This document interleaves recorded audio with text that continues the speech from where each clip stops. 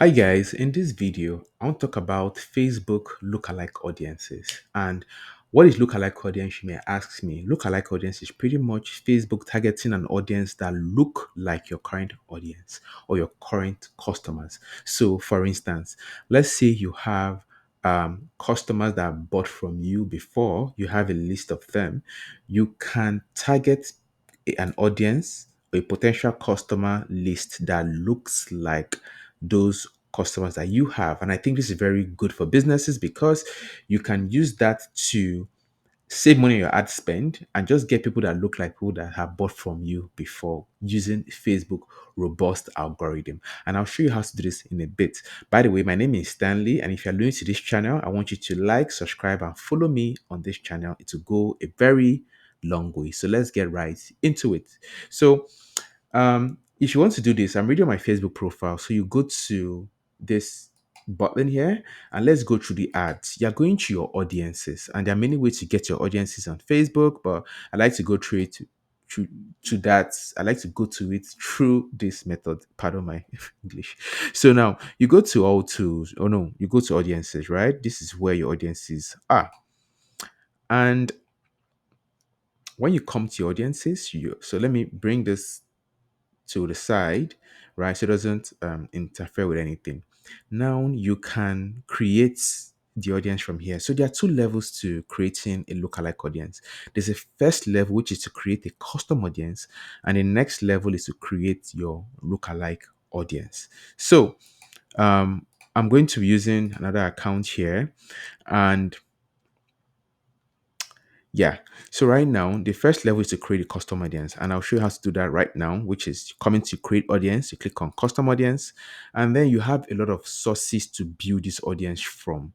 Now, there's from your website, people that have interacted your website, or your app activity, or your catalog, or offline activity, or your customer list. And there are meta sources. Meta sources are from maybe video views, people that have filled your lead forms online, from instant experiences, from your shopping carts, from your Instagram account, followers, engagers, and stuff like that, from events you've created, from your Facebook page and on Facebook listings. So these are all the options. But in this video, because I don't want to make it a very long video, I want it to be just on your customer list. So this is if you're already an e-com person and you already have a list of buyers that have bought from me before, you can just upload their list here. And the snag in this, which I forgot to mention earlier, is that you must have at least 100 customers for Facebook to be able to give you that information of the lookalike audience. So 100 customers, maybe name and email addresses will suffice, right? But the more details you provide, the more Facebook can give you something really very close to what you want. So I'm going to go to next.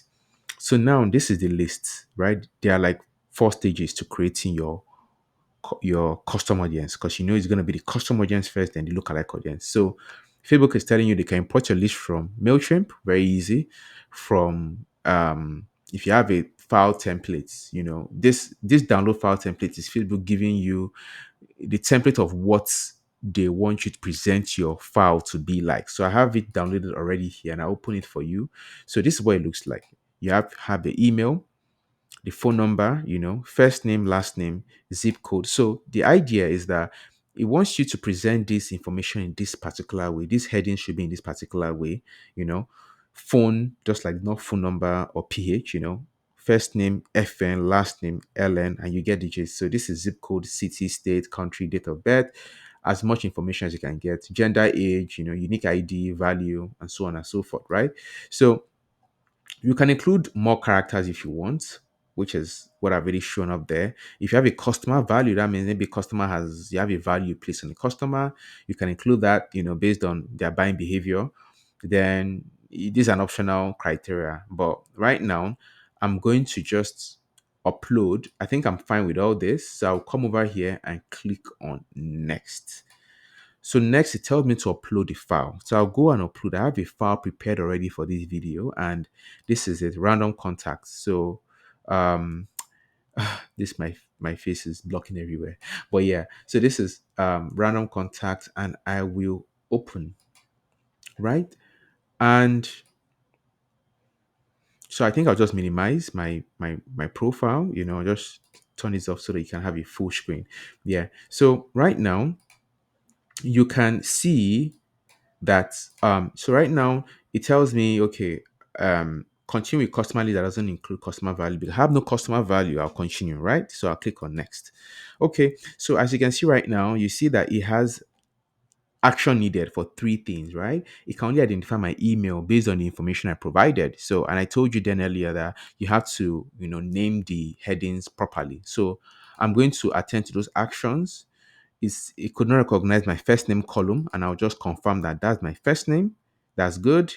Same with the last name. That's good. And also the phone number. That is awesome, right? And see, it can now recognize everything and it tells me to proceed, import and create. So it takes a bit of time to do this. And when it does that for you, it tells you it has been uploaded 1000 rows customers, so that's fine. Remember, you need just 100, but yeah, I did 1000 random names and number. So you can go ahead and create a lookalike audience, or I can just show you this area, the background. It shows me that it's still populating, right? And but it's available for use. But right now I'm thinking of doing a lookalike audience immediately because that's the next step. So I'll just click on this and I'll create lookalike, right?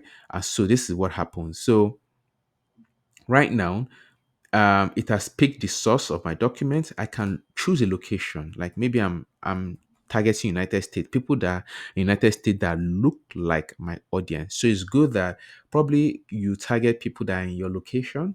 If you've used a customer list, maybe it's better off, you're better off targeting people that are in your same location. So you can locate exactly those kind of people. And it tells me already here, I've done the United States of America, and that's fine for me. And now this is what I want to put your attention to, right? It's going to show that it's going to create 2.8 million people that look like the audience I've uploaded to them. But if I keep on stretching this, it keeps on increasing, and it brings people to 8.3 million people. That may not look exactly like the 1%, right? So I like to put it as tight as possible so it looks as close as possible to the avatar I've already presented to Facebook. I don't know if this makes sense to you, but if you want to go very broad, be my guest. You have a larger audience, but they might not look like the your ideal audience. I hope this makes sense to you, right? So I think if you have a normal budget spent, 2.8 million people is very okay, and so you can go ahead and create your audience. And voila, you created your audience and it's just populating, and just within a few minutes this is done and ready for you to use, and then you can run your first ad to that audience. So I don't know if this made a lot of sense to you. If you like this video, please like this video, subscribe to it, leave me a comment, let me know the kind of video you want me to post in the next video, and I will make sure I do that. So till I come your way again, take care of yourself. Bye bye.